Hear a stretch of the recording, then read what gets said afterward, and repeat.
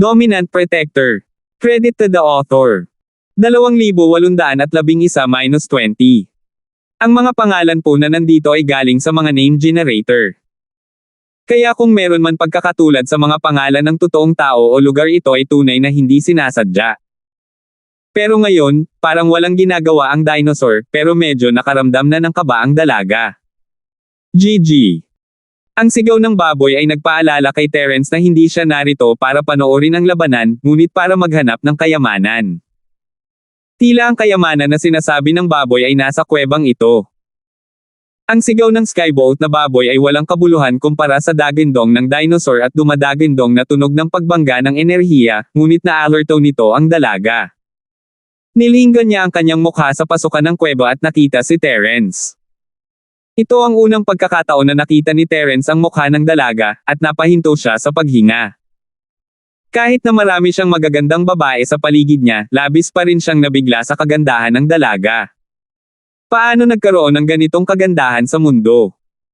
Hindi naman sa hindi maganda sina Cheryl at Yasi, ngunit ang babaeng nasa harapan niya ay may hindi maipaliwanag na aura sa paligid niya, at may pakiramdam ng intimacy na umaakit kay Terence.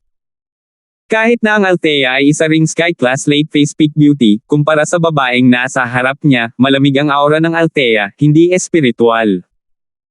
Malinaw na hindi inaasahan ng dalaga na may darating sa ganitong oras. Bahagya siyang nagulat at nag-alinlangan saglit bago sinabing, isa ka rin sa mga kalahok, di ba? Maaari mo ba akong tulungan? Sabay nating pigilin ang espiritong hayop na ito. Kailangan lang natin ng 10 minuto. Bakit kita tutulungan? Hindi hinayaan ni Terence na mapunta sa kanyang ulo ang kagandahan ng dalaga. Maganda ang babae, ngunit hindi si Terence ang uri ng tao na mahihilo sa pagtingin lang sa isang magandang babae.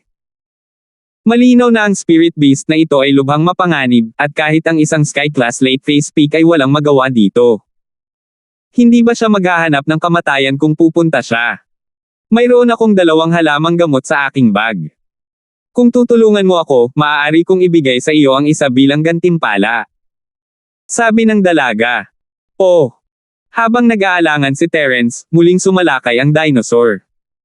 Malinaw na napansin ng dinosaur si Terence, ngunit marahil ay naisip nito na si Terence ay masyadong mahina, o na si Terence ay hindi pa nakapasok sa kuweba.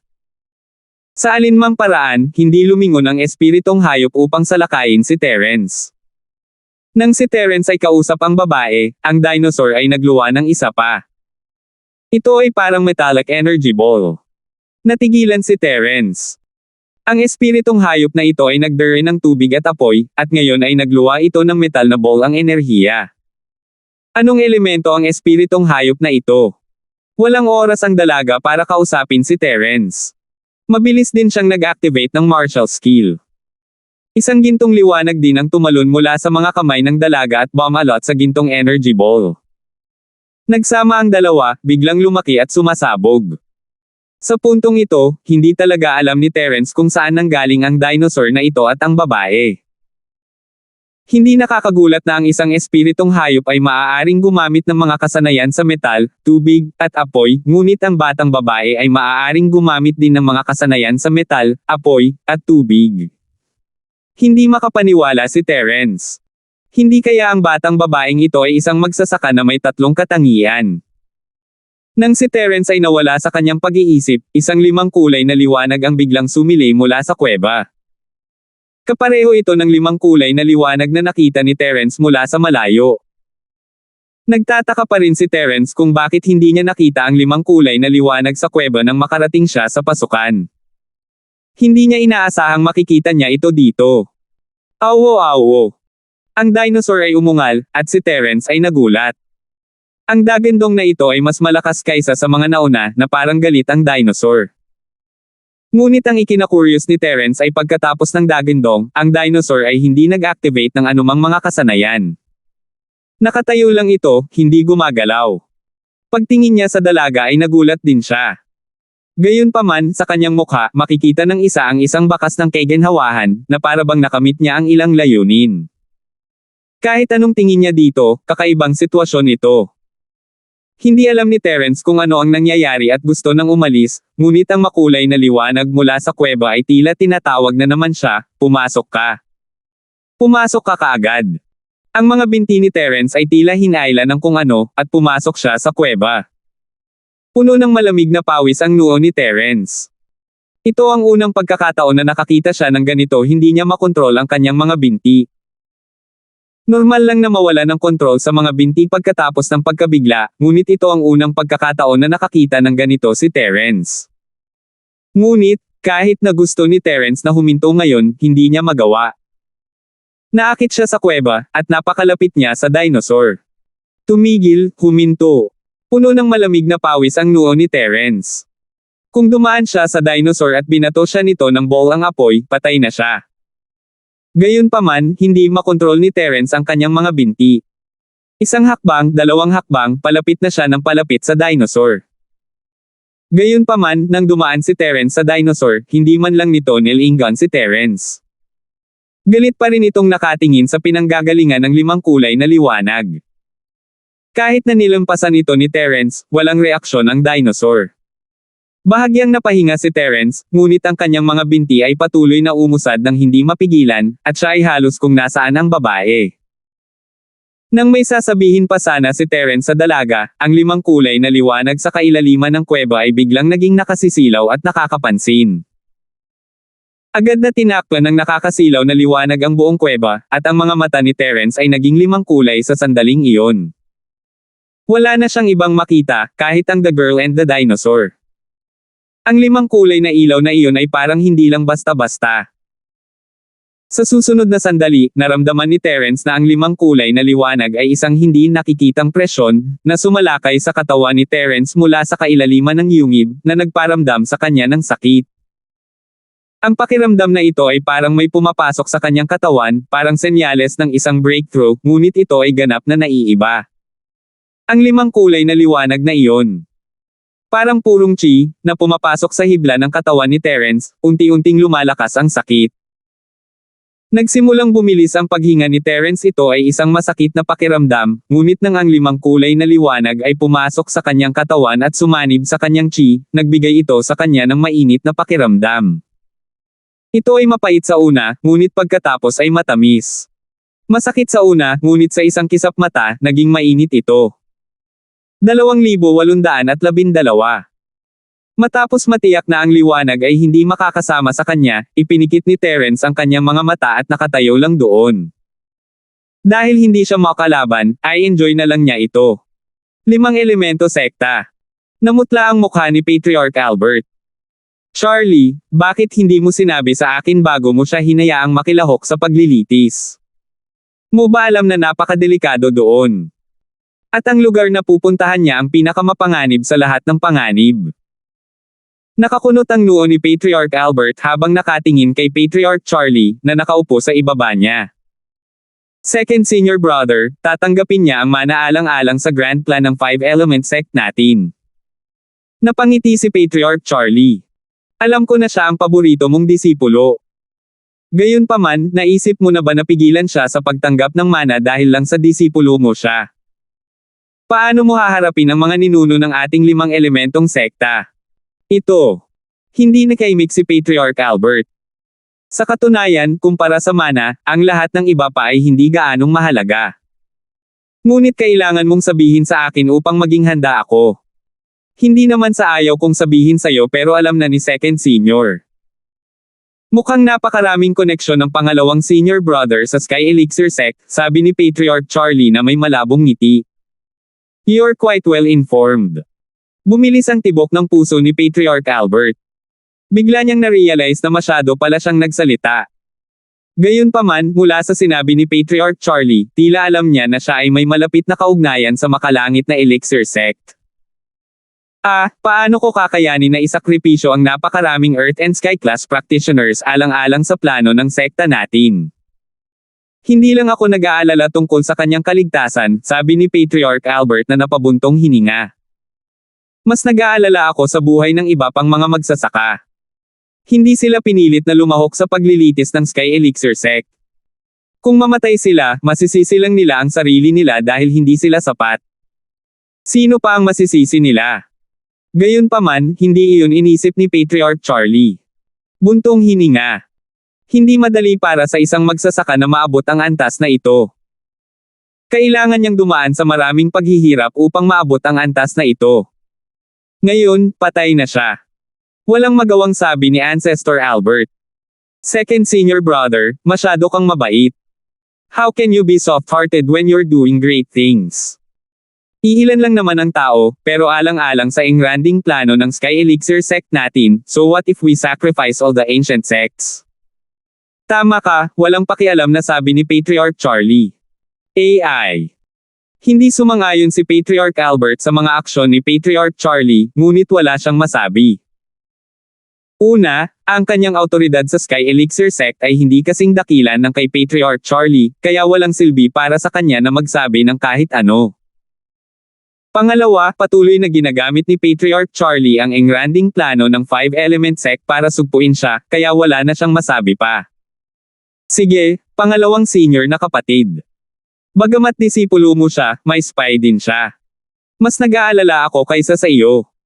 May gamit pa rin si Patriarch Charlie para kay Patriarch Albert, kaya natural na ayaw niyang galitin siya ng sobra. Kaya, inaliw niya, actually, kasalanan lahat ito ng taong lumpo kay Lowell. Kung hindi dahil sa kanya, bakit kailangan nating gamitin ang mga especially iya? Walang kabusugan ang kasakiman ni Lowell. Nakipag-away siya sa alagad ng panganay na nakatatandang kapatid. Dinala niya ito sa sarili niya. Sino ang masisisi niya? Hindi maiwasang magtanong ni Patriarch Albert. Hehe, sa paningin ko, kung sinong mahina ang sinisisi ko. Sabi ni Patriarch Charlie. Walang ibang sinabi si Patriarch Albert. Alam niyang walang kwenta ang sasabihin niya kaya ano pa ang masasabi niya. Sky Elixir Sect. Bumalik si Harry kasama si Sam. Bagamat hindi nagpakita si Harry kinabukasan, naghintay siya sa inn para bumalik si Sam. Pagbalik ni Sam, sabay silang babalik sa Sky Elixir Sect. Kuya Kang, hinahanap ka ng young sect master. Kababalik lang ni Harry nang pigilan siya ng maliit na Peach. Pinapatawag ako ng young sect master. Pupunta ako agad. Hindi man lang nag-abalang pumunta sa banyo si Harry. Sa halip, tumungo siya sa patio kung saan matatagpuan ang makalangit na silkworm transformation na may maliit na Peach. Kuya Kang, mukhang hindi maganda ang mood ng young sect master nitong nakaraang 2 araw. Pinuntahan siya ni Little Peach, pero pinalayas niya ito. Mag-iingat ka mamaya at huwag galitin ang young sect master, paalala ni Little Peach sa kanya habang nasa daan. Oh, ganun ba? Kung gayon kailangan kong maging mas maingat. Mabilis na tumango si Harry at naalala ito, I wonder kung bakit galit na galit ang young sect master. Ano ang dapat kong pansinin mamaya? Sa totoo lang, wala lang. Ilang araw lang na bad mood ang young sect master sa bawat buwan. Sabi ni Little Peach, hindi itinuloy ang kanyang pangungusap. You're in a few days every month bad mood. Hindi naman siguro regla, bakit bad mood ka? Tanong ni Harry. Nag-iba ang ekspresyon ni Little Peach habang tumatalon sa takot, Kuya Kang, huwag kang magsalita ng ganyan, mag-ingat na huwag makaakit ng nakamamatay na sakuna. Ang paninirang puri sa batang sect master ay isang malaking krimen. Alam ko. Nagulat din si Harry. Tumingin siya sa paligid at sinabing, sinasabi ko lang naman sa'yo diba? Wala akong lakas ng loob na sabihin sa iba. Oo. Tumango-tango, paliwanag ni Little Peach, normally, lalala lang ang mood ng young sect master sa katapusan ng bawat buwan kapag ang kanyang mga subordinate ay nagulat ng mga sales figure. Huwag maghula ng ligaw. Naiintindihan ko. Mabilis na tumango si Harry, Pero, mukhang hindi pa tapos ang buwan. Nalilito, umiling ang maliit na Peach at sinabing, huwag kang magtanong ng maraming tanong. Tumango si Harry at tumigil sa pagtatanong. Dumating silang dalawa sa looban kung saan matatagpuan ang makalangit na silkworm transformation. Ganun pa rin ang looban gaya ng dati. Kumatok ang maliit na Peach sa pinto at sinabing, young sect master, dumating na si Kuya Kang. Oh, yayain mo siya. Ang walang malasakit na boses ng Heavenly Silkworm Transformation ay nagmula sa silid sa looban. Oo. Mabilis na itinulak ng maliit na Peach ang pinto at pumasok sa looban kasama si Harry. Munting Peach, gumawa ka ng tsaa. Parang nagbabasa siya ng libro sa Heavenly Silkworm Transformation. Pagkakapasok ni Harry at ng maliit na Peach, inilagay niya ang libro sa kanyang kamay sa gilid at tinuruan ang maliit na Peach. Oo, young sect master. Ang maliit na Peach ay nagmamadaling gumawa ng tsaa. Young sect master, ilang araw na kitang hindi nakikita, at parang mas gamwapo ka. Inangat ni Harry ang kanyang ulo at sinalubong ang mga mata ng makalangit na silkworm transformation. Pakiramdam niya ay mas naging gwapo ang pagbabago nitong mga nakaraang araw. Handa siyang dalhin ang mga sapatos ng makalangit na pagbabagong anyo ng uod, kaya hindi niya pakakawalan ang pagkakataong ito para purihin sila. Gayunpaman, ang makalangit na silkworm form ay sumimangot at humarang kay Harry. Elder Kang, hayaan mo akong tanungin ka, ilan sa kabuuan ang langit at lupa class practitioner, at ilan ang nakibahagi sa pagsusulit? Young sect master, masyado kang magalang. Di ba sabi ko sa'yo tawagin mo na lang akong Little Harry? Young sect master, please wait a moment, I have the registration data here. Hindi ko pa nasusubmit, I'll check it for you now. Sabi ni Harry, sinusubukang pasayahin siya. 2,813. Oh, kung gayon kailangan kitang guluhin, Munting Ming. Tumango ang makalangit na silkworm transformation. Wala namang problema. Karangalan ko na maging assistant ng batang sect head. Sabi ni Harry habang naglalabas ng libro sa kanyang bulsa. Ito ay ang parehong libro na siya ay nakarehistro sa dati. Binuksan niya ito at nagbilang. Pagkaraan ng ilang sandali, sinabi niya sa pagbabago ng Sky Silkworm, Young Head, mayroong 24 na Sky Class Masters, 19 na Earth Class Masters, 8 Mystic Class Masters. Hindi mo kailangang mag-report ng Mystic Class Masters. Kinuwayway ng Sky Silkworm form ang kanyang kamay, naputol ang mga salita ni Harry. Sinimulan niyang kalkulahin ang sarili niya, a total of 43. 2 a day. That's about 22 days. That should be enough time to return safely. Young sect master, ano ang sinabi mo? Hindi naintindihan ni Harry kung ano ang pinag-uusapan ng makalangit na silkworm transformation. It's nothing. Umiling si Sky Silver transformation, gumaan ang mukha niya. Little Harry, don't tell anyone about what I asked you just now. Huwag kang mag-alala, young sect master. Aso mo ako. Kung ayaw mong tumahol ako, hindi ko gagawin. Mabilis na sabi ni Harry. Mabuti naman. Medyo pagod na ako, tumango ang langit na anyo ng silkworm. Nakikita kong medyo pagod ka na, young sect master. Gusto mo magpamasahe ako? Tanong ni Harry. Isang masahe. Ang makalangit na silkworm transformation ay natigilan. Saglit siyang nag-alinlangan pero hindi agad nakasagot. Young head, nakalimutan mo na ang massage technique ni Harry ay itinuro ng ninuno ng Albert. Hindi masama. Nakita ni Harry ang pag-aalinlangan sa pagbabago ng makalangit na silkworm at naramdaman na may pagkakataon. Oh, sige, Munting Harry, halika na. Tumango si Sky Silver transformation, senyales na simulan na ni Harry ang masahe. Tuwang-tuwa si Harry na pumayag ang makalangit na uod sa kanyang kahilingan. Naisip niya sa kanyang sarili, ang pagsusumikap ay kabayaran. Hanggat determinado ka, maaari mong gawing karayom ang isang halo na bakal. Mabilis siyang tumayo at maingat na tumayo sa likod ng makalangit na uod, minamasahe ang kanyang ulo at balikat. Ang maliit na Peach ay gumawa ng tsaa at dinala ang tray sa silid. Nang makita niya si Harry na nagmamasahe sa makalangit na silkworm transformation, laking gulat niya na muntik na niyang maitapon ang tray mula sa kanyang mga kamay. Nagulat siya sa loob si Harry ay siguradong matapang, binibigyan siya ng masahe para sa makalangit na silkworm transformation. Ang weird pa, bakit pinayagan ng makalangit na silkworm transformation si Harry na masahihin siya? Gayunpaman, nang makita ng maliit na Peach na tila pinahahalagahan ng makalangit na silkworm transformation si Harry, siya ay parehong masaya at nag-aalala. Inilagay niya ang tray ng tsaa sa mesa at sinabing, Young sect master, handa na ang tsaa. Oh, Little Harry, malapit ka nang matapos sa iyong masahe. Uminom ka ng tsaa. Magbabasa din ako. Sabi ng makalangit na silkworm transformation habang pinupulot ang libro sa tabi ng kamay niya. Isa itong libro sa alchemy. Kung gayon hindi ko naiistorbohin ang young sect master. I'll take my leave. Hindi nang ahas si Harry na uminom ng tsaa. Alam niya na ang makalangit na silkworm transformation ay humihiling lamang sa kanya na uminom ng tsaa bilang kagandahang loob. Dahil ang makalangit na silkworm transformation ay nagbasa na ng kanyang mga libro, bakit pa siya iinom ng tsaa? Oh! Kung ganoon, Little Peach, tulungan mo akong paalisin si Harry. Tumakaway ang kanyang kamay, sinabi ng makalangit na silkworm transformation sa maliit na Peach, pagkatapos ay makakahanap ka ng gagawin. Gusto kong mag-aral mag-isa. Oo. Oo.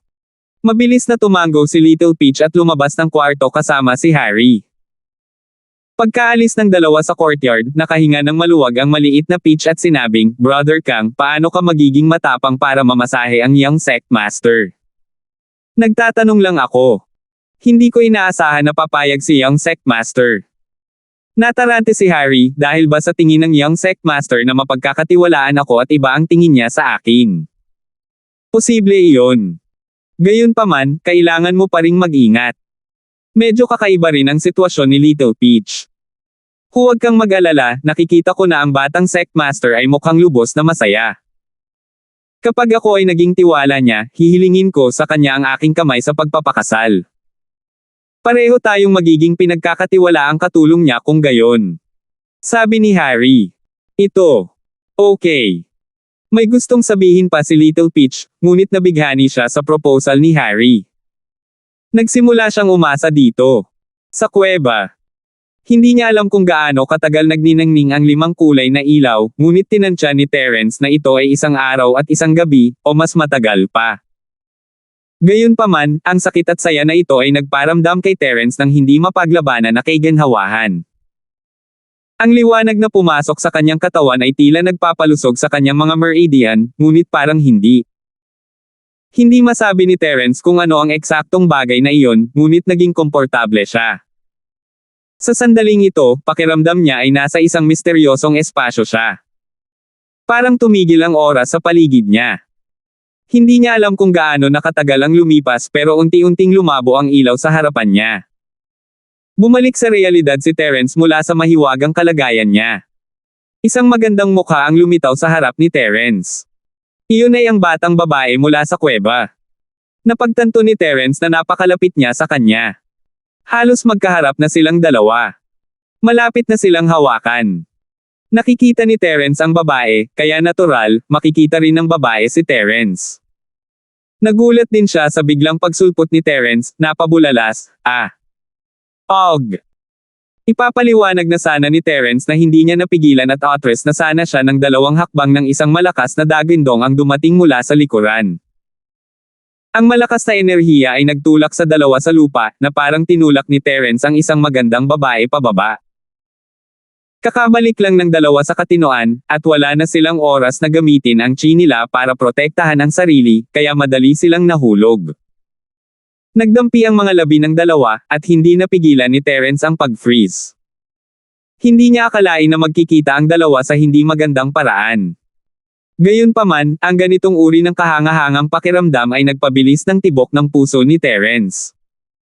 Maaaring ito ang unang pagkakataon na makilala siya, ngunit sa ilalim niya ay isang magandang babae na puno ng espiritu. Kahit sino ay magagalaw. Oo. Nanginginig ang dalaga, hindi niya inaasahan na mangyayari ito. Tinulak niya si Terence at pinandilatan siya ng mata. Ikaw. Hindi ka pa rin bumabangon. Pasensya na.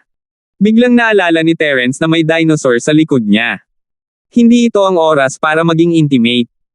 Kung magpapatuloy ito, baka mawalan siya ng buhay. 2,814. Pinandilatan ng batang babae si Terence, medyo nahihiya. Ito ang unang halik niya, at hindi niya inaasahang mawawala ito rito. Gayunpaman, kahit anong galit niya, hindi niya nakakalimutan ang mga nangyayari. Bagamat matagumpay na na-activate ang liwanag ng 5 kasamaan, hindi niya inaasahan na maagang babalik sa kuweba ang dragon ng 5 kasamaan. Hindi niya alam kung matagumpay ang mana o hindi. Higit pa rito, ang pinakamahalagang bagay ngayon ay kung paano matagumpay na makatakas mula sa lugar na ito. Sa pagtingin sa dragon ng 5 kasamaan, halatang galit na galit ito. Namumula na ang mga mata nito, parang may lulunok. Mag-ingat ka. Hindi na mapakali ang magandang dalaga na sisihin si Terence. Nakita niya ang dragon ng 5 kasamaan na naglabas ng ball ang apoy na tumama sa likod ni Terence. Boom! Walang oras si Terence para umiwas at nataman siya ng bola ng apoy ng Dragon of 5 Evils. Agad na nahati ang kanyang likod, at ito ay matapos niyang marinig ang babala ng magandang babae at mabilis na ipinalibot ang kanyang practitioner's arts upang protektahan ang kanyang sarili. Kung hindi, patay na siya. Gayunpaman, bumagsak ang likod ni Terence, isang normal na practitioner ay hindi makakaligtas. Sinamantala din ng magandang dalaga ang pagkakataong ito para bumangon mula sa ilalim ng katawan ni Terence. Tumingin siya kay Terence na may bakas ng simpatiya sa kanyang mga mata. Nang biglang na-activate ng Dragon of 5 Evils ang skill nito, kung hindi tumayo si Terence sa harap niya, baka hindi niya ito madodge sa maikling panahon. Kahit na siya ay mas malakas kaysa kay Terence at hindi kayang talunin ng husto, malamang na hindi siya magkakaroon ng madaling panahon. At kaya, ang puso ng magandang babae ay napuno ng pasasalamat kay Terence. Kung hindi dahil sa pagharang nito sa kanya, nasa panganib siya ngayon. Kaya't nang pilitan siyang halikan ni Terence, ang puso ng magandang babae ay hindi na lumalaban at hindi na nasisiyahan. Sa sandaling ito, pinagdikit ng magandang binibini ang kanyang mga kamay at gumawa ng selyo. Bigla siyang tulak palabas at isang kakaibang liwanag ang bumungad sa kanyang mga kamay patungo sa dragon ng 5 demonyo. Ginamit ni Terence ang oras na ito upang mabilis na gumapang sa isang ligtas na lugar at mabilis na ipinalibot ang ikalawang yugto ng sining ng Dragon Mastery, naghahanda na pagalingin ang kanyang mga sugat. Masyadong malubha ang kanyang mga sugat, at kung hindi siya gumaling sa oras, maaari siyang mamatay. Nakahinga ng maluwag si Terence nang makita niya ang magandang babae na lalaban sa dragon ng 5 kasamaan. Kasabay nito, bigla niyang naramdaman na pamilyar ang martial skill na ginamit ng magandang dalaga kanina. Gayunpaman, hindi ito malinaw na nakita ni Terence dahil gumulong siya at gumapang sa gilid. Gayon din, nagmamadali si Terence na pagalingin ang kanyang mga sugat at wala ng oras para isipin ito. Boom! Ang martial technique ng magandang batang babae ay sumabog sa dragon ng 5 demonyo. Ang dragon ng 5 demonyo ay umatras ng 2 hakbang at umungal muli ng galit. Puno ng galit ang boses nito. Tila nagalit ito sa martial technique ng magandang batang babae, at ang martial technique na ginawa ng magandang batang babae ay dapat ding isang ultimate martial technique. Umuungol. Ang dragon ng 5 demonyo ay halatang nawala ng pasensya. Dati, na-activate lang nito ang kakayahan nito. Marahil ay may kaisipan ito na turuan ng leksyon ang magandang dalaga, ngunit marahil ay dahil sa napakalakas ng martial technique ng magandang dalaga, kaya ayaw nitong magpatuloy sa pakikipaglaban sa kanya. Iniunat nito ang mga kuko at kinapa ang magandang dalaga. Ah! Sigaw ng dalaga. Kahit na siya ay isang sky-class late phase peak, hindi siya ang katugma ng dragon sa laki o bilis. Bumao ng mga kuko ng dragon sa kanyang dibdib. Biglang namutla ang mukha ng magandang dalaga. Tila hindi ginamit ng dragon ng 5 demonyo ang buong lakas nito. Ang nangyari pagkatapos noon ay nagpagalit sa dragon ng 5 demonyo, kaya nawalan ito ng pasensya at direktang sinunggaban ang magandang dalaga. Gustong tumulong ni Terence, ngunit hindi niya mapangalagaan ang sarili niya ngayon, wala siyang oras para iligtas ang babae. At saka, kahit na ginawa niya, hindi si Terence ang kalaban ng dragon. Kahit na ang Sky Class Late Phase Peak Martial Arts ay hindi epektibo laban dito, kaya ano ang kailangan ni Terence upang talunin ito? Ang dragon ng 5 demonyo ay halatang matalino. Hinawakan nito ang magandang dalaga at naglakad hanggang sa pasukan ng kuweba. Umikot ng ilang beses sa ere ang kuko na nakahawak sa magandang dalaga at saka bumitaw. Tulad ng isang kanyen, ang magandang babae ay itinapon palabas sa likod ng bundok na may whoosh at nawala sa isang kisap mata. Napaawang ang bibig ni Terence. Napagtanto niya lang kung gaano kawalang hiya at kawalang halaga ang isang Sky-class late phase peak practitioner sa harap ng isang makapangyarihang spirit beast, lalo na laban sa malaking spirit beast na ito. Sa wakas ay naunawaan ni Terence kung bakit partikular na minarkahan ng mapa ang lugar na ito bilang isang lubhang mapanganib na lugar. Sa paligid ng dragon ng limang kasamaan, marahil isang makalangit na dalubhasa sa landas lamang ang maaaring maging kaaway nito. Matapos itapon ng magandang babae, ang dragon ng limang kasamaan ay tumalikod at hakbang-hakbang na naglakad patungo kay Terence sa kuweba. Puno ng malamig na pawis ang noo ni Terence, ngunit wala siyang pagpipilian. Kahit na hindi nasugatan si Terence, hindi pa rin siya magiging katapat ng Dragon of Five Evils. Ito ay isang pagpapala, hindi isang sumpa, at hindi niya ito maiiwasan. Sa walang takot na salubing ito, ipinagpatuloy ni Terence ang ikalawang yugto ng sining ng Dragon Mastery, pinagaling ang kanyang mga sugat. Gayunpaman, malinaw na ang dragon ng limang kasamaan ay walang intensyon na palayain si Terence. Inabot nito at hinawakan si Terence, ngunit maswerte si Terence kaysa sa magandang babae dahil ang dragon ng mga kuko ng limang kasamaan ay hindi tumusok sa katawan ni Terence. Pagkatapos nito, ang dragon ng limang kasamaan ay mabilis na tumalikod at naglakad patungo sa pasukan ng kuweba kasama si Terence. Malamang na siya ay magiging katulad ng magandang babaeng iyon na lumilipad sa hangin. Mapait na ngumiti si Terence at tumingin sa baboy na skybolt sa pasukan ng kuweba. Ang maliit na lalaki ay huni ng dragon ng limang kasamaan. Gayunpaman, ang dragon ng limang kasamaan ay hindi gustong makipag-usap dito. Nainis ito sa sinabi ni Skybolt Pig. Inabot nito ang kamay at hinawakan sina Terence at Skybolt na baboy. Katulad ng dati, 2 beses nitong ikinawit ang kanyang mga kuko at inihagis ang parehong Terence at Skybolt na baboy sa likod ng bundok na may whoosh. Narinig ni Terence ang tunog ng hangin habang lumilipad siya patungo sa lambak sa napakabilis na bilis. Hindi naglakas loob si Terence na bumagal. Kahit na ang dragon ng limang kasamaan ay hindi gumamit ng anumang mga kasanayan, ang nakakatakot na bilis na ito lamang ay mahirap na para kay Terence. Ang bilis na ito ay halos nasa limitasyon nito. Kung hindi niya ginamit ang kanyang chi para protektahan ang kanyang katawan, siya ay magiging isang tumpok ng tinadtad na karne kapag nahulog siya. Skybolt Pig, mag-ingat ka sa paglapag mo. Huwag mong kalimutang gamitin ang totoong chi mo para protektahan ang sarili mo, o pareho tayong patay. Nagbabala si Terence habang siya ay lumilipad. GGG. Sabi ng baboy. Sa katunayan, pareho silang napakabilis, at ilang saglit lang ay nahulog sila sa lambak.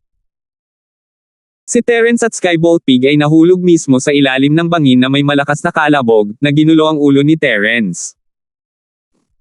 2,815. Malubhang nasugatan na si Terence, at ngayong itinapon siya ng Dragon of Five Evils, pinilit siyang pumasok sa Jade Space. Masyadong mabigat ang mga sugat ni Terence, at hindi siya mapakali na tingnan ang mga sugat ng Skybolt Pig at ng magandang babae. Kinailangan muna niyang gamutin ang sarili niyang mga sugat. Matapos makapasok sa espasyo ng Jade, mabilis na ipinalibot ni Terence ang ikalawang yugto ng sining ng Dragon Mastery, pinagaling ang kanyang panloob na mga pinsala. Palaging mabagal ang oras kapag nagpapagaling, lalo na noong nag-aalala pa rin si Terence sa kaligtasan ng baboy na Skybolt at ng magandang babae. Mapapabilis lang niya ang mga sining ng kanyang practitioner, ng kasing bilis ng kanyang makakaya upang pagalingin ang kanyang sarili. Gayunpaman, ang hindi inaasahan ni Terence ay ang sining ng practitioner ay pabilis ng pabilis, tulad ng isang mabilis na kotse na nawala ng kontrol, pabilis ng pabilis, napakabilis na nakakagulat. Mabilis na pinabagal ni Terence ang bilis ng sining ng practitioner, ngunit kahit na ginawa ni Terence, ang bilis ng sining ng practitioner ay hindi bumagal. Napansin din ni Terence na ang malaking halaga ng purong chi sa kalawakan ay dumadaloy sa kanyang katawan mula sa lahat ng direksyon sa napakabilis na bilis. Ang biglaang pagbabagong ito ay nagulat kay Terence. Ano ang nangyayari? Gusto lang niyang mas mabilis na gumaling ang kanyang mga sugat, ngunit bakit parang nawalan siya ng kontrol sa kanyang mental cultivation method? Maaari ba itong maging tanda ng paglihis ng chi? Gayunpaman, pamilyar kay Terence ang pakiramdam na ito. Pakiramdam niya ay nakatagpo na siya nito noon pa man. Walang katapusang bumuhos ang enerhiya sa katawan ni Terence, at sa sandaling iyon, naramdaman ni Terence na malapit nang sumabog ang kanyang katawan. Gayunpaman, wala siyang magagawa. Itinigil na niya ang sining ng practitioner, ngunit wala itong silbi. Puno ng malamig na pawis ang noo ni Terence. Ano ang nangyayari? Hindi kaya naguguluhan na talaga siya? Elder George, anong nangyayari? Nagtatakang tanong ni Terence. Hindi ko na makontrol ang tunay kong chi. Ano ang dapat kong gawin? Anong gagawin natin? Walang pakialam na tumingin si Elder George kay Terence, hindi ba normal iyon? Normal lang. Natigilan si Terence. Siya ay nag-aalala hanggang sa mamatay, at si Elder George ay nagsasalita sa kanya sa kalmadong tono. Nakakatakot. Oo nga, hindi ka na ba papasukin agad? Buti na lang, bakit takot na takot ka? Mahinang sabi ni Elder George. Ano? Breakthrough. Earth class late phase lang ako ilang araw na ang nakalipas, di ba? Lalong natulala si Terence nakapasok na siya sa Earth class late phase, at hindi pa niya nahawakan ang pader ng pagtatapos. Paano siya makakalusot? Hindi ba ito masyadong mabilis? Sino ang nagsabi sa iyo na malapit ka nang makapasok sa Earth class late phase?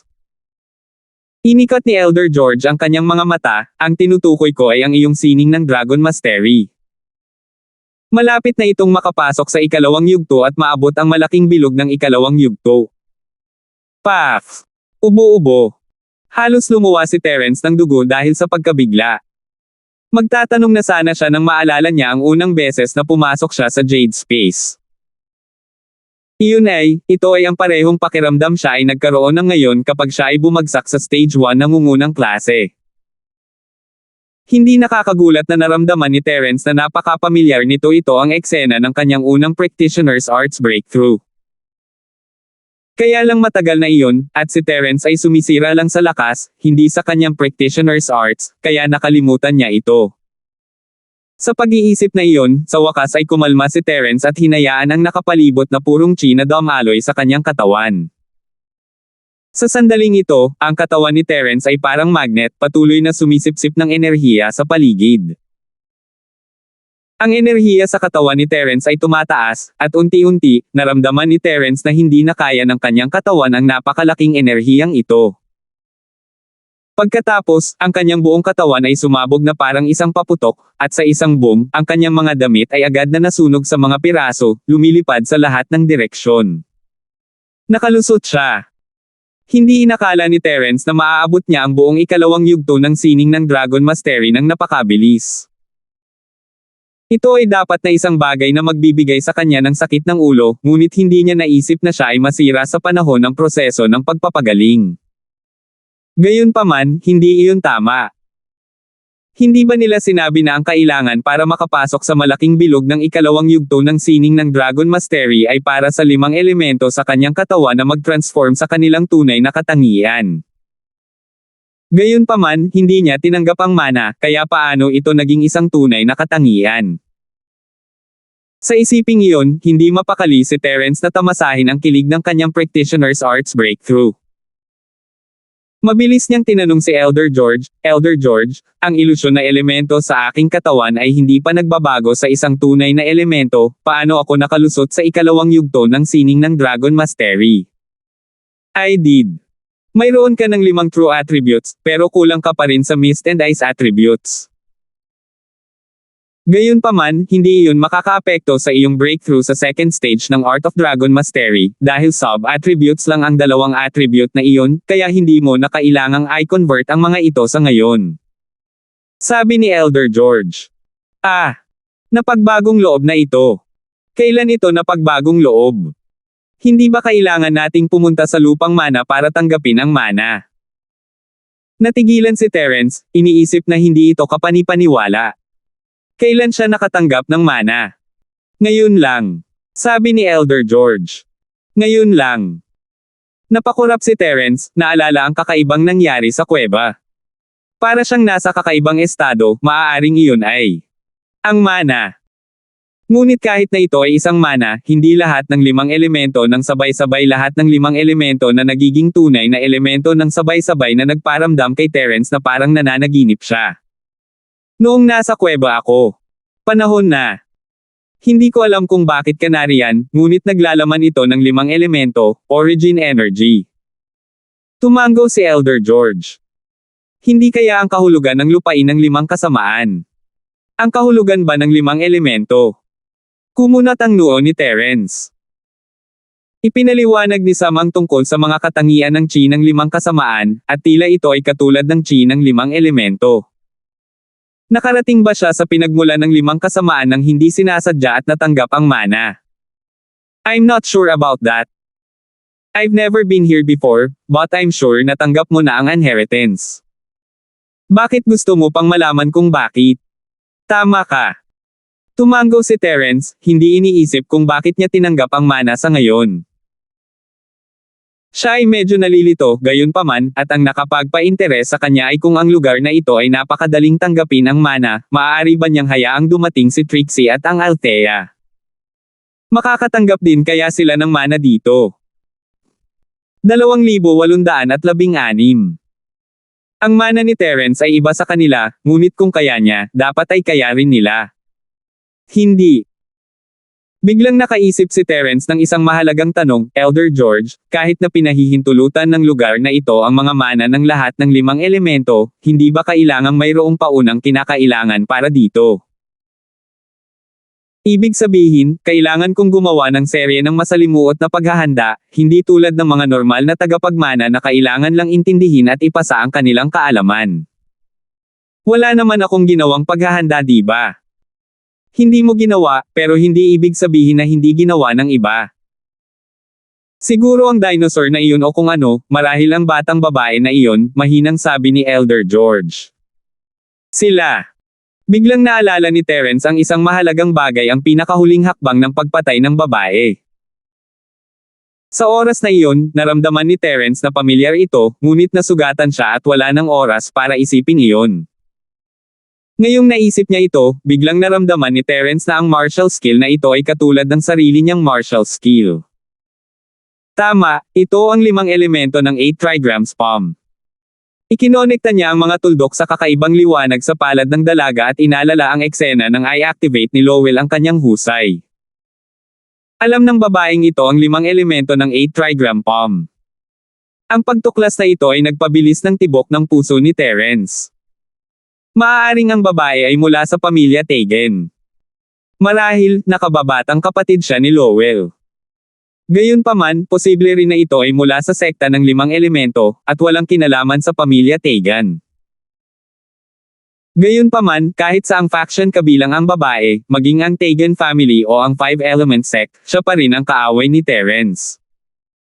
Sa isiping iyon, nag-alinlangan si Terence, dapat ba niyang iligtas siya o hindi? Ayaw ni Terence na iligtas ang isang kaaway ng walang dahilan. Bagamat napakaganda ng magandang dalaga, napakaganda rin ng mga makamandag na mushroom. Mamamatay sila pagkatapos nilang kainin. Ang sining ng Dragon Mastery ay umabot sa 2nd yugto, at napagtanto ni Terence na lahat ng kanyang mga sugat ay gumaling. Mabilis siyang bumalik sa realidad mula sa espasyo ng Jade at nakita ang Skybolt na baboy na balis ang nagbabantay sa kanya. Skybolt Pig, ayos ka lang. Tumingin si Terence sa baboy, nagulat. Parang hindi naman nasaktan ang baboy. GG. Tumango ang Skybolt na baboy at nagsulat sa malambot na lupa gamit ang mga kuko nito, ang aking balahibo ay tatayo at magsisilbing buffer. Pagkatapos magsulat, itinaas ng Skybolt Pig ang kanyang balahibo para makita ni Terence at tumalbog sa lupa na hindi nakapagsalita kay Terence. Ang baboy na ito ay maaaring maging isang bouncy na bola, hindi nakakagulat na ito ay mabuti. Kamusta ang batang babae na iyon? Ang babaeng nakadilaw ay ang pinaka-contract ni Terence, dapat ba niya itong iligtas o hindi? Ayaw ni Terence na bumaling siya sa kanya kung hindi siya nito nailigtas. Naalala ni Terence na binalaan siya nito nang salakayin siya ng Dragon of 5 Evils nang halikan siya nito at nasa katawan niya.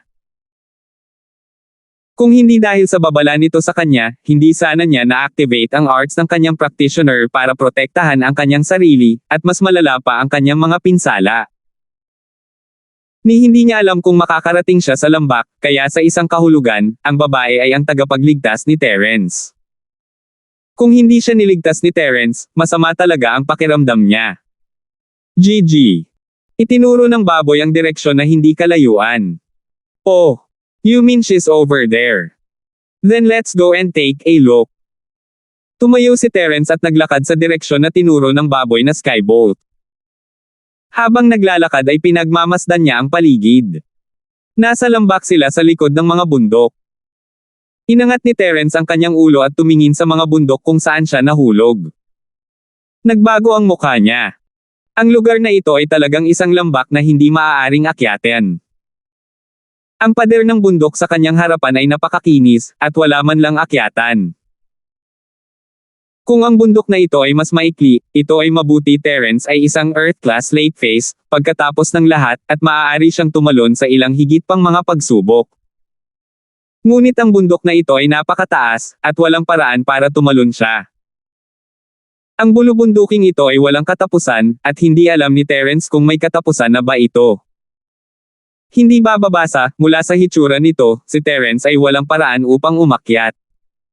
Sa kabilang bahagi ng bulubundukin ay isang malawak na open space. Hindi alam ni Terence kung ano ang nasa kabilang panig, at hindi niya makita ang dulo sa isang tingin. Dahil dito, nanlamig ang puso ni Terence. Ang dinosaur mula noon ay sapat na masama upang itapon siya sa isang lugar na tinalikuran ng Diyos. Kahit na hindi siya bumagsak sa kanyang kamatayan, hindi siya makakabalik. Nakulong siya dito. Iniisip pa rin ni Terence ang tungkol sa pagliligtas sa babae, ngunit tila ang isa pang tao ay nangangahulugan ng isa pang kapangyarihan. Hindi niya alam kung paano makakatakas dito, at ang pagkakaroon ng isa pang Sky-class late phase peak sa tabi niya ay palaging isang magandang bagay. Isa pa, kung wala siyang sasabihin, malamang hindi malalaman ng dalaga na kaaway niya ito. Iisipin niya ito pagkatapos makaalis sa lugar na ito, at pagkatapos ay maghiwalay na sila ng landas. Sa pagsunod sa mga direksyon ng baboy, natagpuan ni Terence ang The Girl in the Yellow Dress sa isang tumpok ng mga bato. Maliban sa nakamamatay na sugat sa kanyang dibdib, hindi siya nasugatan. Gayunpaman, ang mukha ng batang babae, na orihinal na namumula at puno ng espiritual na enerhiya, ngayon ay lubhang mapatla. Ito ay sapat na upang ipakita na ang kanyang mga pinsala ay tiyak na hindi magaan. Tila noong nahulog siya sa bangin, malamang na ginamit niya ang kanyang mental cultivation method para protektahan ang kanyang katawan. Kaya naman hindi siya nahulog mula sa mataas na lugar at naging isang tumpok ng karne. Gayunpaman, dahil ginamit niya ang lahat ng kanyang tunay na enerhiya upang protektahan ang kanyang katawan, hindi niya tinatakan ang pinsala sa kanyang dibdib, na naging dahilan upang maging mas malubha ang kanyang panloob na pinsala. Ibinaba ni Terence ang kanyang katawan at sinuri ang paghinga ng dalaga. Siya ay humihinga pa, at si Terence ay nakahinga ng maluwag. Hindi pa patay ang babae, at sinimulan ni Terence na suriin ang kanyang mga sugat. Naisip niya na kailangan lang niyang gamitin ang ikalawang yugto ng sining ng Dragon Mastery para pagalingin ang mga internal injuries nito, ngunit may hindi tama ng tingnan niyang mabuti. May puting dinosaur na nail fragment sa dibdib ng magandang dalaga. Napakalalim, halos tumusok sa buong dibdib niya. Kung hindi niya tatanggalin ang pako, hindi magagamot ni Terence ang mga sugat ng dalaga kahit nasa sining ng Dragon Mastery. Pagkatapos ng lahat, na-block ito ng mga panlabas na bagay. Parang kailangan muna niyang alisin ang pako. Napabuntong hininga si Terence. Mabuti na lang at may matalim siyang kutsilyo sa kanyang sapatos. Hindi naging problema ang pag-opera sa dalaga, ngunit ang pisikal na lakas ng dalaga ay tila hindi na makatagal. Maaaring mamatay siya sa sandaling ginawa ni Terence ang operasyon. 2,817. Kaya naman, para makasigurado na makakapit ang dalaga, nagpa siya si Terence na pagalingin muna siya. Halos gumaling na ang mga internal na sugat niya, at kahit na gumaling na ang sugat sa dibdib, maaari pa rin niyang putulin ito at ilabas ang dino nail. Siya ay isang Sky Class practitioner, kung tutuusin, at kung hindi niya kayang tiisin ang kaunting sakit na ito, saan niya nakuha ang kanyang lakas ng Sky Class? Sa pag-iisip na iyon, hindi na nag-aksaya pa ng oras si Terence. Agad niyang hinawakan ang pulso ng dalaga at sinimulang iikot ang sining ng Dragon Mastery. Sa isang iglap, ang dalisay na chi ni Terence ay sumugod sa katawan ng babae.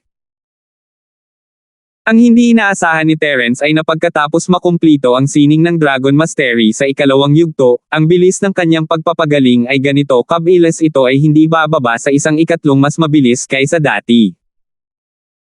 Tuwang-tuwa si Terence sa ganitong paraan, nang lumaban siya sa Sky Class Masters, nasugatan man siya sa laban o nabawi ang kanyang chi pagkatapos gumamit ng malaking galaw, magiging mas mabilis ang lahat kaysa dati. Ito ay isang garantiya para sa kanyang buhay. Sa katunayan, ang mga pinsala ng babae ay hindi kasing seryoso ni Terence's. Tinamaan si Terence ng husay ng dinosaur, ngunit ang dibdib ng dalaga ay nabutas lamang. Si Terence ay mas malubhang na sugatan. Gayunpaman, sa mga mata ng iba pang mga magsasaka, ang mga pinsala ng batang babae ay napakalubhana.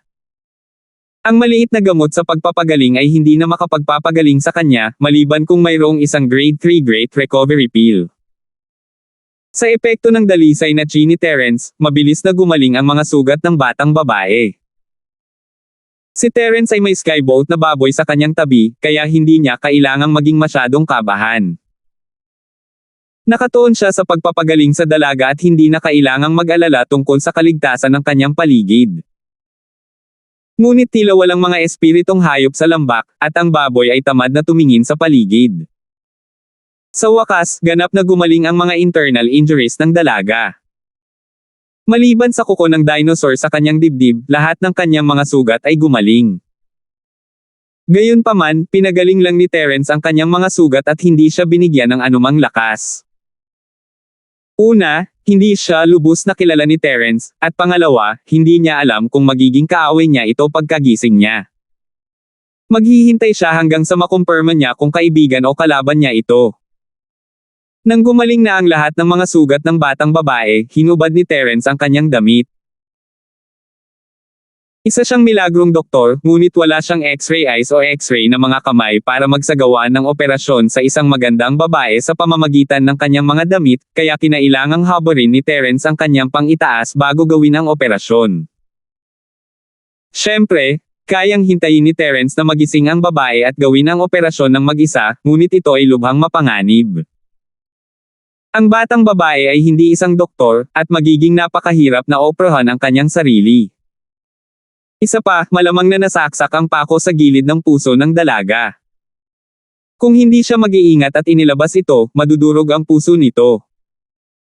Hindi natakot si Terence ang sining ng Dragon Mastery ay mabilis na makapagpapagaling dito, kaya nagpasya siyang tulungan siya hanggang sa wakas. Ang tanging bagay na ikinabahala ni Terence ay kailangan niyang habarin ang dalaga para gumaling ito. Paano kung patayin niya ito pagkatapos niyang magising? Hindi sa labis na pag-iisip ni Terence ang mga bagay-bagay, ngunit kasama si Kitty bilang isang halimbawa, kailangan niyang mag-ingat. Sa pag-iisip na iyon, mabilis na tinapik ni Terence ang katawan ng dalaga ng ilang beses, tinatakan ang mga pressure point sa kanyang dibdib at tinatakan ang kanyang mga acupuncture point upang hindi na siya makagalaw kahit na magising siya mamaya. Ang magandang babae ay Sky Class Late Phase Peak, ngunit naubos na niya ang karamihan sa kanyang chi sa pakikipaglaban sa dragon ng 5 kasamaan, at ang huling bit ng chi ay ginamit sa body fortification na ginamit niya nang mahulog siya sa bangin. Sinuri na siya ni Terence, at wala na siyang natitirang chi kahit na magising siya, hindi niya magagamit ang kanyang chi para masira ang mga seal. Ginawa ito ni Terence kung sakali. Matapos gawin ang lahat ng ito, hinubad ni Terence ang damit ng dalaga. Wala siyang suot na bra, ngunit isang dilaw na seda ang nakabalot sa kanyang dalawang taluktok. Huminga ng malalim si Terence at hinubad ang dilaw na seda na may gigil ng ngipin. Isang pares ng Snow White rabbits ang tumalon at pumasok sa kanyang paningin. Bagamat may naipit na kuko ng dinosaur sa pagitan ng dalawang kuneho, hindi ito nakaapekto sa kagandahan. Ang sugat ay pinagaling ni Terence, at isang dinosaur na kuko lamang ang makikita. Bumilis ang paghinga ni Terence habang nakatingin sa view napakalaki nito na ikinagulat niya. Hindi ito kasing laki ng kay Yasi, ngunit isa ito sa pinakamagandang babae na nakilala niya. Hindi maintindihan ni Terence kung bakit hindi ito ganito kalaki sa labas. Dahil ba siya ay ginapos ni Huang Luen? Umiling si Terence. Naisip siguro ng dalaga na ang laki ng kanyang dibdib ay makakaapekto sa kanyang liksi sa labanan, kaya ginamit niya ang dilaw na Oriole para itali ito. Umiling si Terence, mabilis na naghanda para oprahan ang babae. Inilabas niya ang kutsilyo at ginamit ang kanyang chi para disinfect ito bago mabilis na tinaga ang dibdib ng dalaga. Siya ay natututo mula sa matandang Linford mula noong siya ay bata, at ang kanyang kutsilyo ay mabilis at tumpak. Walang kaunting sloppiness, at sapat lang ang hiwa para mabunat ang kuko ng dinosaur. Mabilis na tinanggal ni Terence ang dino nail. Itinabi niya ito at inabot ang sugat ng dalaga. Actually, he could have healed her by pressing on her pulse, pero hindi niya alam kung bakit niya inabot at hinawakan ito.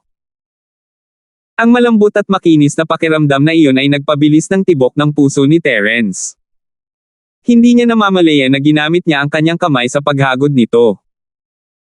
Hindi alam ni Terence kung bakit niya ginawa iyon, ngunit ang magandang babae sa kanyang harapan ay may hindi maipaliwanag na pagkahumaling sa kanya. Parang noong una niyang makita ang magandang dalaga sa bakana ng kuweba, medyo naantig siya. Hindi maintindihan ni Terence kung bakit, ngunit may kakaiba sa babaeng ito na nagtulak sa kanya na gawin ito. Gayunpaman, si Terence ay isang tao na dumaan sa mahigpit na pagsasanay pagkatapos ng lahat, at ang kanyang paghahangad ay napakalakas. Makalipas ang maikling sandali ng pagkagayuma, bigla niyang naalala na may malalim pa palang sugat sa dibdib ang magandang dalaga. Mabilis niyang pinalaganap ang sining ng Dragon Mastery at sinimulang pagalingin ang sugat ng magandang babae. Ang paggaling ng kanyang mga sugat ay naging dahilan upang magising ang magandang dalaga. Akala niya mamamatay na siya. Walang mas nakakaalam ng sitwasyon kaysa sa kanya. Siya ay itinapon mula sa bangin ng dragon ng 5 kasamaan na may malubhang pinsala sa katawan. Kahit na mayroon siyang tunay na chi para protektahan ang kanyang katawan, mamamatay pa rin siya kung hindi niya ininom ang mahusay na gamot sa pagpapagaling sa oras pagkatapos mahulog. Gayunpaman, sa sandaling nahulog siya sa bangin, kahit na pinaalalahanan ng magandang dalaga ang kanyang sarili na agad na ubusin ang mahusay na cyclic pellet, nang bumagsak ng husto ang kanyang katawan sa lupa sa ilalim ng bangin, hindi pa rin niya maiwasang mawalan ng malay. 2,818. Kaya naman, kahit ang magandang babae mismo ay hindi naisip na magising siya. Pakiramdam niya ay unti-unti nang bumabawi ang mga function ng kanyang katawan. Tulala siya, parang may kumukurot sa dibdib niya. Walang lakas o totoong enerhiya sa katawan ng magandang dalaga, at medyo nahihilo. Kaya, kahit na pakiramdam niya na may mali, wala siyang lakas para alalahanin kung ano ang eksaktong nangyari. Hanggang sa na-activate na ni Terence ang ikalawang yugto ng sining ng Dragon Mastery at sinimulan niyang gamutin ang sugat sa dibdib ng batang babae ay naramdaman niya ang init sa kanyang katawan, na gumising sa kanya ng kaunti. At sa pagkakataong ito, kitang-kita ng magandang dalaga na may pares ng kamay sa kanyang dibdib. Nagulat ang magandang babae at binuksan ang kanyang mga mata upang makita si Terence na nakapikit ang mga mata at ang kanyang mga kamay sa kanyang dibdib. Ikaw. Anong ginagawa mo? Ang magandang batang babae subconsciously sumigaw sa alarma.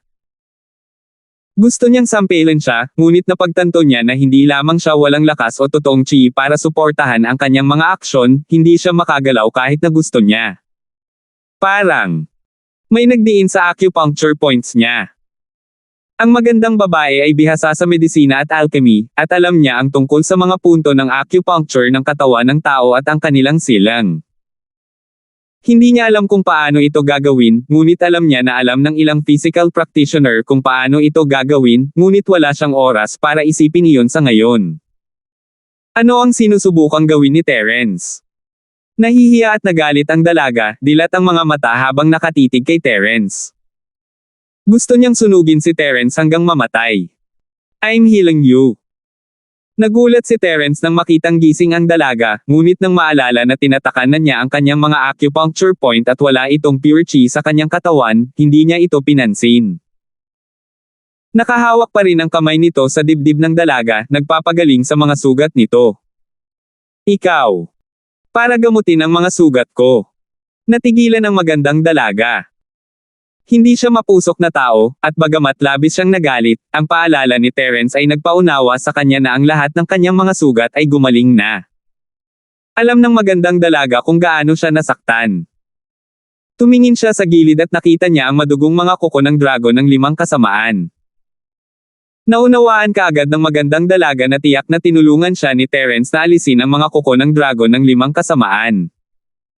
Gayunpaman, kahit na tinulungan niya itong alisin ang kuko ng dragon ng 5 kasamaan, paano niya ito tinulungan na gumaling? Hindi kaya nagkaroon siya ng grade 3 Great Recovery Pill. O natuklasan ba niya ang 2 mahusay na table task sa pagbawi na mayroon siya sa kanya? Gayunpaman, itinanggi ng magandang babae ang kanyang iniisip. Si Terence ay hindi maaaring magkaroon ng 3rd grade recover pill sa kanya. Kung hindi niya hihilingin kay Harry ang 3rd grade recover pill. Hindi niya dapat magawa ang sarili niya. Sa katunayan, nakilala ng magandang babae si Terence sa sandaling nakita niya ito sa kuweba. Alam niya na siya si Terence at may alam din tungkol sa kanya. Ang hindi inaasahan ng magandang babae ay ang makilala niya si Terence dito, at naglakas loob pa si Terence na pumunta sa 5 bundok ng demonyo. Hindi kaya ninakaw ni Terence ang 2 sa kanyang mga table tasks. Kinuha niya ang isa para sa kanyang sarili, at ngayon ay binibigyan niya ang kanyang sarili ng isa pa. Ito lang ang naisip na paliwanag ng magandang dalaga. Pagkatapos ng lahat, malinaw na malinaw sa kanya kung gaano kalubha ang pinsala ni Terence. Tinamaan siya ng kakayahan ng Dragon of 5 Evils at itinapon sa bangin tulad niya. Buti sana kung hindi siya mamatay sa pagkahulog. Paano niya siya mapapagaling? Gayunpaman, kahit na inumin ni Terence ang kanyang tableta at kainin ito, hindi siya masisisi ng magandang babae. Sa kabaligtaran, naramdaman niya na si Terence ay isang tapat na tao. Kung mayroon mang ibang practitioner, kung nakakita sila ng isang mahusay na tableta para sa pagpapagaling sa kanya, malamang nakakain sila ng isa para sa kanilang sarili at pagkatapos ay magiging matako para sa isa pa. Hinding-hindi nila ito ibibigay sa kanya, iniiwan siyang mamatay dito. Paano nila nasayang ang isang mahusay na tableta sa pagbawi? At kaya, ang magandang babae ay labis na nagpapasalamat kay Terence. Kung hindi dahil sa recover pill na ibinigay nito sa kanya, patay na siya ngayon. Oo, sa tingin mo paano kapag gumaling? Nagkunwaring seryoso si Terence habang patuloy na minamasahe ang dibdib ng dalaga, ipinapaliwanag ang kanyang mga aksyon. Bahagyang nagbago ang mukha ng magandang dalaga, at isang matalim na liwanag ang sumilay sa kanyang mga mata. Siya ay orihinal na lubos na nagpapasalamat kay Terence, ngunit hindi niya inakala na si Terence ay sasamantalahin ang pagkakataong kumilos bilang isang hooligan. The beautiful young girl's heart was filled with killing intent. Ginagamot mo ba ang mga sugat ko? Ang mga sugat ko ay pinagaling ng recovering pill, at maaari mong pagalingin ang mga sugat ko sa pamamagitan lamang ng paghawak sa akin. Gusto mo bang mamatay? Anong magandang recovery pill? Kumurap-kurap si Terence, naramdaman din ang layunin ng pagpatay, ngunit medyo naiinis din siya. Sinusubukan kong iligtas ka, at kahit na hindi ko hinawakan ang iyong dibdib, ginawa ko. Isa pa, nagligtas ako ng isang patay, at sinusubukan mo akong patayin sa halip na ibigay sa akin ang iyong katawan. Hindi napigilan ni Terence na dagdagan ang lakas ng pagkakahawak niya. Ikaw. Ang mukha ng magandang dalaga ay berde sa galit. Gusto niyang tumalon at patayin si Terence, ngunit wala na siyang lakas sa kanyang katawan at nablock ang kanyang mga acupuncture point. Gayunpaman, nagbigay din ito ng panahon sa magandang dalaga para kumalma. Gusto niyang sabihin na sinusubukan lang siyang samantalahin ni Terence, ngunit sa sandaling ito, malinaw niyang naramdaman ang init mula sa palad ni Terence. Ang sugat sa kanyang dibdib ay himalang naghihilom. Isa siyang Sky-class late phase peak practitioner, at napakalakas ng kanyang perception. Nabigla siya sa paghilom ng sugat niya. Matapos maramdaman ang kakaibang pagbabagong ito, nagbago ang ekspresyon ng magandang dalaga mula sa galit patungo sa pagkagulat. Ang hindi niya inaasahan ay talagang nagpapagaling si Terence sa kanya. Kaya ba niyang pagalingin siya gamit ang kanyang mga kamay? Gulat na napatingin ang dalaga kay Terence. Hindi ba siya gumamit ng recover pill? Tama yan. Kahit na kinuha niya ang mahusay na cyclic pellet, ang mga pinsala sa kanyang katawan ay higit na gagaling at bumubuo ng mga langib. Imposibleng tumubo ang bagong balat ng napakabilis. Ito ay hindi makatotohanan. Bukod dito, magkakaroon pa rin ng mga galos sa kanyang katawan. Pagkatapos ng lahat, gaano man kalakas ang mahusay na cyclic pellet, ang sugat na dulot ng kuko ng Dragon of Five Evils ay masyadong malaki at malalim. Mahirap na hindi mag-iwan ng peklat. Anong ginawa ko? Tanong ni Terence. Wala lang. Salamat. Medyo nahihiya ang magandang dalaga. Bagamat mahirap para sa kanya na tanggapin si Terence sa pagpindot sa kanyang dibdib ng ganoon, si Terence ang kanyang tagapagligtas. Ang magandang babae ay hindi isang taong hindi matukoy ang mabuti sa masama. Medyo nagulat si Terence. Hindi niya akalain na ganoon kabilis kumalma ang magandang dalaga. Siya ay isang matalinong tao. Gayunpaman, medyo nag-aalala si Terence.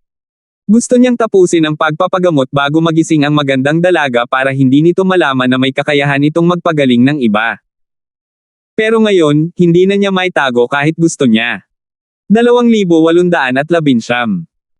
Ngunit si Terence ay hindi ang uri ng tao na mag-aalala tungkol sa maliliit na bagay dahil alam na niya, kung gayon, maging ito. Ipinagpatuloy ni Terence ang pagpapagaling sa dalaga. Isang sugat lang iyon sa dibdib ng dalaga, pero napakalalim, halos tumagos sa puso niya. Ito ay hindi isang bagay na maaaring gumaling sa maikling panahon. Gusto ng magandang babae na sabihin kay Terence na huminto na siya mismo ang uminom ng tableta, at kakaiba ang pakiramdam na hinawakan ni Terence ang kanyang dibdib, nag-init at napahiya siya, ngunit siya ay babae pa rin, kung tutuusin. Kahit na ang Sky Class Late Phase Peak ay ayaw magkaroon ng mga galo sa kanyang katawan, ang mahimalang kakayahan ni Terence sa pagpapagaling ay nag-atubiling makipaghiwalay sa kanila, at hindi iyon mapapalitan ng recovering pill. Bukod dito, ang halaga ng isang mahusay na cyclic pellet ay hindi mababa. Kahit sa katayuan ng magandang dalaga, 2 lang ang nasa kanya. Ito ay ang buong stock ng sekta, kaya ang magandang batang babae ay hindi nais na mag-aksaya ng isang mahusay na cyclic pellet. Nagngangalit ang kanyang mga ngipin, ang magandang babae ay pumikit at naisip sa kanyang sarili, anyway, nahawakan ko na ito dati, kaya't hindi mahalaga kung ito ay mas matagal. Mabilis na lumipas ang oras. Dahil hindi na nakatiis ang magandang dalaga, tahimik na lang siyang nasasarapan. Bagamat medyo nahiya ang magandang dalaga noong una, pagkaraan ng mahabang panahon, ang ganitong pakiramdam ng pamamanhid ay bahagyang bumilis ang kanyang paghinga. Ito ang unang pagkakataon ng magandang dalaga na mahawakan ng isang lalaki. Ang ganitong uri ng kahangahangang pakiramdam ay gusto niyang tanggihan, ngunit tanggapin din ito. Gayunpaman, ang magandang batang babae ay isang makatuwirang tao. Matapos ang ilang sandali ng pagkalito, nabawi niya ang kanyang kalmado at nawala ang sakit sa kanyang dibdib. Iminulat ng magandang dalaga ang kanyang mga mata at tumingin sa kanyang dibdib. Napagtanto niya na maliban sa lugar na sakop ng palad ni Terence, wala nang mga sugat. At ang lugar na sakop ng palad ni Terence, maliban sa kakaibang pakiramdam, walang sakit. It's hindi na masakit. Lou, gusto mo pa bang ipagpatuloy ang paggamot? Hindi naiwasang magtanong ng magandang dalaga. Tapos na. Medyo nawala rin ang isip ni Terence, at siya ay mekanikal na nagpapalipat-lipat sa ikalawang yugto ng sining ng Dragon Mastery. Namalaya na lamang niya na tuluyan ng gumaling ang sugat sa dibdib ng dalaga matapos ipaalala ng dalaga. Medyo nahihiya na sabi niya, I'm sorry, masyado akong na-absorb sa treatment. Puhunan. Namula ang dalaga nang maunawaan niya ang iniisip ni Terence. She glared at him, then, can you take it off now? Ngayon. Gusto kong tulungan kang pagsamahin ito. Biglang sabi ni Terence. Ikaw. Hinahanap mo si kamatayan. Pinandilatan ng batang babae si Terence, ngunit sa ilang kadahilanan, ang layunin ng pagpatay niya kay Terence ay nawala ng husto.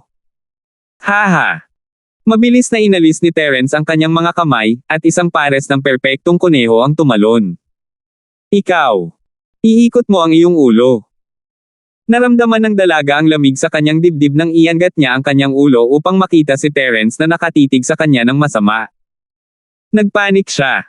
Oh, okay. Naramdaman din ni Terence na ang kanyang mga aksyon ay medyo hindi naaangkop, ngunit ito ay kakaiba rin. Hindi siya ganoong kadaldal. Ano ang nangyari sa kanya ngayon? Ang babaeng nasa harapan niya ay tila may hindi maipaliwanag na pagkahumaling sa kanya, ngunit hindi maipaliwanag ni Terence kung bakit.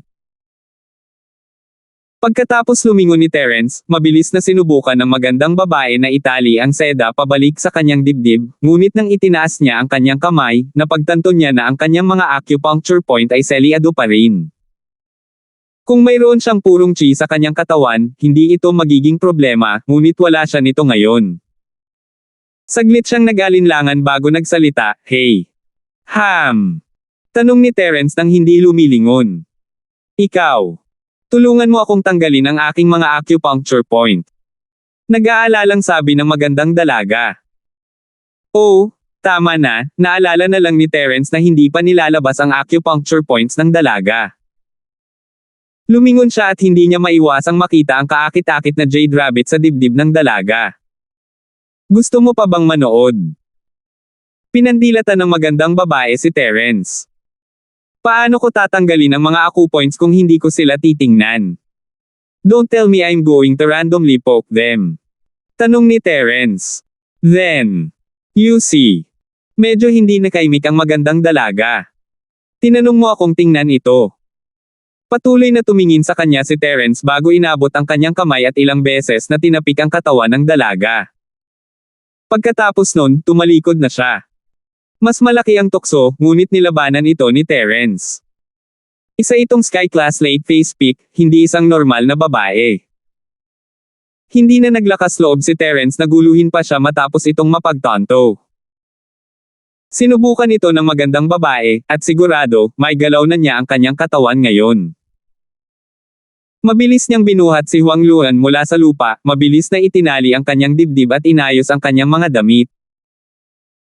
Hindi niya agad tinawag si Terence, ngunit tumingin sa likod nito na may masalimuot na tingin sa kanyang mga mata. Sa kanyang estilo ng paggawa ng mga bagay, dapat ay pinatay na niya si Terence, ngunit hindi niya alam kung bakit ayaw niyang gawin ito. Dahil ba si Terence ang kanyang tagapagligtas? Hinawakan ng magandang dalaga ang kahon sa kanyang katawan at binuksan ito. May dalawang bilog na table tas sa loob na ganap na walang sira. Sa oras na ito, lubos na nakatitiyak ang magandang batang babae na hindi ginamit ni Terence ang kanyang mga table tas. Sa madaling salita, pinagaling muna ni Terence ang kanyang mga sugat at pagkatapos ay ang kanyang sarili. Alam ng magandang babae kung gaano nasaktan si Terence, at mahirap para sa kanya na isipin na kayang pagalingin ni Terence ang kanyang sarili at pagkatapos ay pagalingin ang kanyang sarili. Siya ay talagang kamangha-mangha. Hindi katakataka na ang maliit at 13 ay natalo noon, at si Han Jingjing ay nakabangon mula sa gayong malubhang pinsala. Hindi kaya siya rin ang gumamot sa mga sugat ni Boss Bale. Sa pag-iisip ng posibilidad na ito, ang magandang babae ay nagulat sa kanyang sariling mga iniisip. Kung iyon ang kaso, kung gayon si Terence ay napakalakas. Gayunpaman, anuman ang mangyari, ang magandang babae mismo ay walang sama ng loob kay Terence. Hindi niya maresolba ang sama ng loob sa pagitan ni Terence at ng 5 elementong sekta, bukod pa sa kanya, kahit ang kanyang amo ay walang magawa. Kaya naman umiling ang magandang dalaga at hindi muna inisip ang mga bagay na ito sa ngayon. Salamat, sabi ng magandang babae kay Terence. Bagamat sinamantala siya ni Terence habang nagpapagaling siya, nagpapasalamat pa rin sa kanya ang magandang babae. Kung wala siya, namatay na siya. You're welcome. We're now considered comrades. Sa mahirap na sitwasyon. Ano lang ang dinosaur na nakalaban mo? Bakit ang lakas niya? Sinisiyasat ni Terence. Sa nakikita niya, kung ang babae ay kamag-anak sa pamilya Tegan o sa 5 elemento ng sekta, kung gayon ang kanyang layunin sa pagpunta sa 5 bundok ng demonyo ay malamang na makatanggap ng pinanggalingan na mana ng enerhiya. Maaari rin ba siyang maging isang illusionary attribute practitioner ng 5 elemento? Siya ay nasa yungib para sa mana, ngunit hindi niya sinasadyang naabutan siya, at ang mana ay dumating sa kanya. 2,820. Iyan ang dragon ng 5 kasamaan, ang Panginoon ng mga espiritong hayop sa 5 kasamaang Savage Land. Medyo mahiyain ang dalaga noong una, ngunit nabawi niya ang kanyang katinoan noong nasa negosyo sila. Dragon of the Five Evils. Ito ba ay isang espiritong hayop ng 5 elemento? Tanong ni Terence. Tama. You should be able to tell from the skill it activated. Tumango ang magandang dalaga. Oh, so cultivator ka rin ng 5 attributes. Nagpanggap si Terence na walang pakialam. Bahagyang yumigting ang ekspresyon ng magandang dalaga, ngunit tumango pa rin siya at sinabing, ako ay isang magsasaka na may 4 na tunay na katangian at isang walang laman na katangian. Alam mo ba ang tunay at walang laman na mga katangian?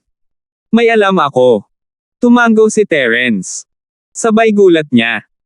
Ang babaeng ito ay may 4 na pisikal na katangian at isang virtual na katangian. Hindi ba ito masyadong malakas? Huwag na nating pag-usapan to. O di ba, anong pangalan mo? Participant ka rin ba sa Sky Elixir Sex Test? Ang magandang babae ay hindi gustong magsalita ng masyadong maraming tungkol sa sarili niyang tanong, at iniba ang paksa pagkatapos makita ang nagulat na ekspresyon ni Terence. Terence, hindi sinubukan ni Terence na itago ito, walang saysay na gawin iyon. Bukod sa mga trial takers, mayroon pa bang ibang tao na pumunta rito? Totoo yan. Tumango ang dalaga at naglabas ng spirit herb sa bag niya. Inabot niya ito kay Terence, ito ang spirit herb na ipinangako ko sa iyo noon.